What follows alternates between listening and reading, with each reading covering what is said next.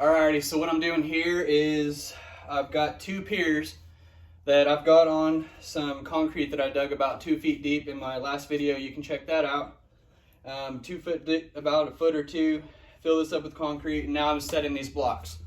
And then ultimately what I'm going to do is put a piece of wood across right here to support all the weight of all this.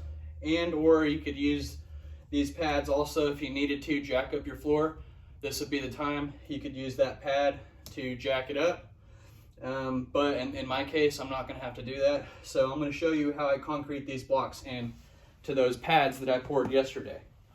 And it's real simple. All I'm going to do is take a little bit of concrete right here and find out where you want your blocks. I want my block right here. So I'm just going to pour some concrete right here and right here.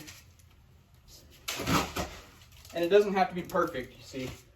I'm just putting the concrete down there like that.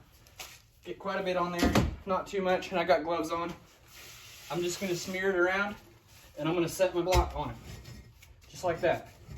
Kind of shake it a little bit, and I'm just going to put that extra concrete back in the tub. Some of it. Actually, I guess you could use the extra concrete and set it on here. And what you're going to do is get concrete on there, and I'm going to use my hands now, setting the concrete around the top,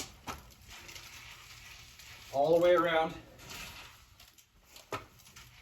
and then take your next block and set it on there. And I'm going to move it a little bit right there. I'm scooting the dirt around, all the way around the concrete.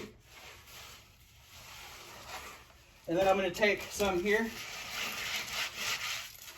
and I'm just going to do this on the outside, all the way around.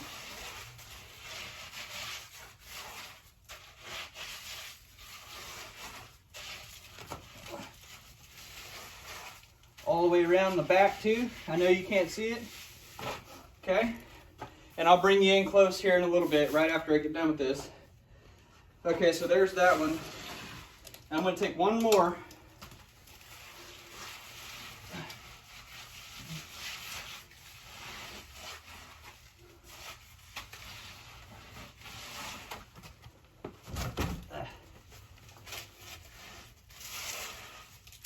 Okay, and here's the extra.